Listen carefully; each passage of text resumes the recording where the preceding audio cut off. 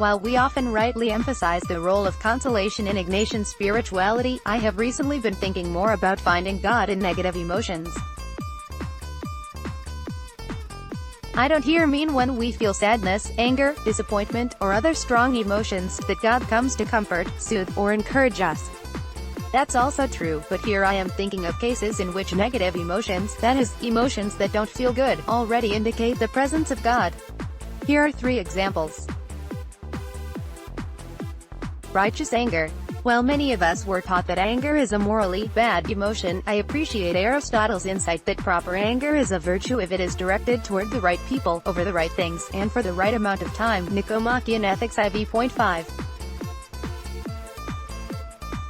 Consider instances of social injustice, famine after a hurricane, systematic racism, or terrible poverty in the midst of great social wealth. Anger can be a first moment of awakening that helps us to notice injustice.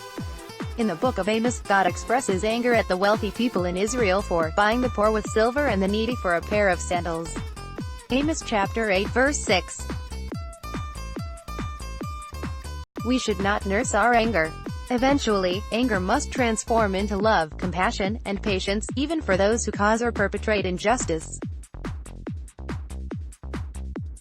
But anger can be a healthy initial emotion by which God leads us to pay attention to social injustice. Sorrow. Of course, often it is not others but we ourselves who are the causes of an injustice or hurting others. Sorrow and contrition can initially feel awful. I remember in high school goofing around with a Nerf football in the school library when I thought I'd gently punt the ball over to a friend. Instead, the ball went flying into the chandelier and shattered it. Glass fell everywhere.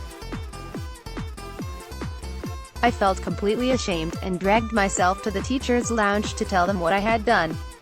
Luckily, the teachers were understanding, and my initial fears of being forever condemned to a reputation as the girl who broke the chandelier were not realized. But sorrow and regret are good emotions when we've acted badly. True sorrow leads to saying to another, "I'm sorry." Sorrow can lead us to conversion, humility, and eventually forgiveness. In that way, sorrow is already a sign of God's action in us. Longing. When we are away from a person whom we love, we greatly miss his or her presence.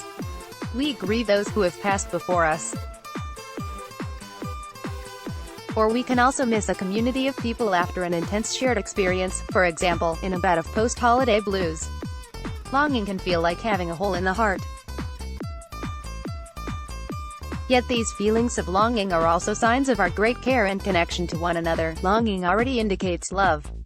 I still miss my mother every time I say goodbye to her, since we live in different parts of the country, yet I appreciate that we have a loving relationship that means enough to long for it. Similarly, in times when God feels absent, or consolation disappears into dryness, God is still present in the very longing for a return.